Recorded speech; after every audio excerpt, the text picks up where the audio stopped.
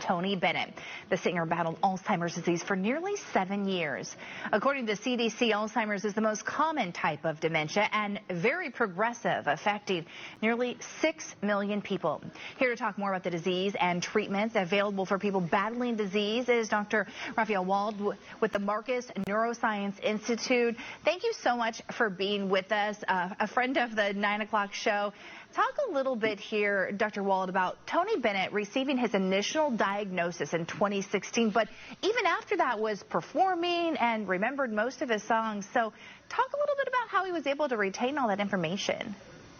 Yeah, it's pretty amazing, isn't it? The term that we use for it, it's called overlearned. So it means that when you know something so well, it just takes, it's going to be one of the last things that is going to go when, unfortunately, a person experiences ongoing cognitive impairment and they have a progressive dementia. So Tony just knew his music and knew his lyrics so well that, it's going to end up being one of the last things to go. The way that I like to explain it is that if you drive a car down a dirt road once, it's not going to leave much of a mark, but if you drive down those exact same tracks every single day for years and years and years, it's going to leave some really serious grooves so that if a storm eventually comes, it's not going to completely wipe away all of those grooves and all those tracks. There's going to be some of that still remaining. So when something is known really, really well, it can be retained for a very long time.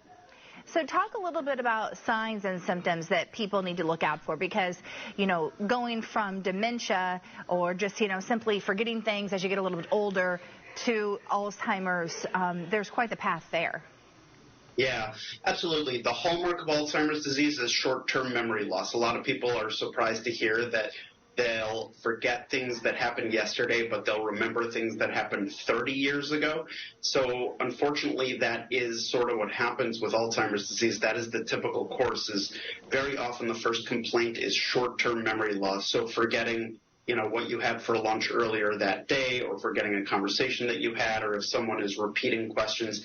And then another symptom that's very common to have early on is problems coming up with words that a person wants to use in conversation.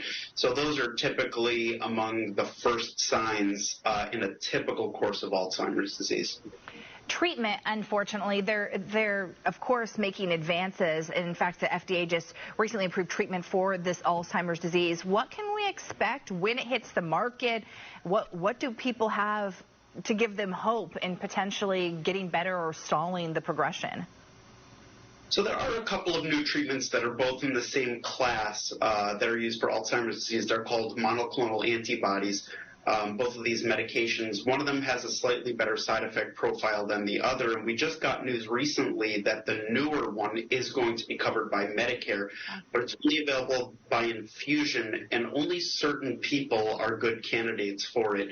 If people are very advanced in the disease, then they're generally not going to be a great candidate for this medication because it can cause bleeding and swelling of the brain in people that have more progression.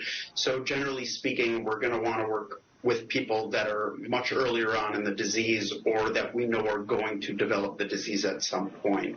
So it's a very specific group of people, and it'll be interesting to see how it goes as more patients get to take it as we go along.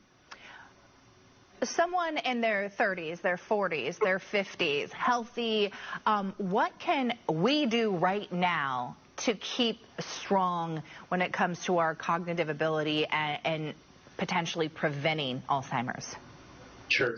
So one thing I just want to stress before I get into that is just know that with every decade you age, the risk of Alzheimer's disease increases exponentially. So the chances of a 30-year-old or a 40-year-old getting Alzheimer's disease are extremely slim. I actually do have a lot of 30 and 40-year-olds who've had parents that had Alzheimer's disease coming to me worried about it. But the most important thing you can do is stay healthy. So walk every day for 30 minutes. If you're at risk of falling, please walk with someone else that can make sure that you're safe. But walk every day for 30 minutes. Keep your blood vessels healthy. Manage your blood pressure, your cholesterol, your diabetes, your weight. Eat a healthy diet. The Mediterranean diet is the best diet in order to prevent Alzheimer's disease. That includes a lot of healthy fats, olive oil, a lot of fish, green leafy vegetables, foods that are rich in antioxidants like blueberries. But by far the most important thing you can do overall is just maintain your general health, and that will give you the best chance of not developing Alzheimer's disease in the future. All right, thank you. Very good information. We appreciate it as we continue to make advances trying to control and perhaps prevent the disease. We appreciate you being here with us. Thank you so much. For more information,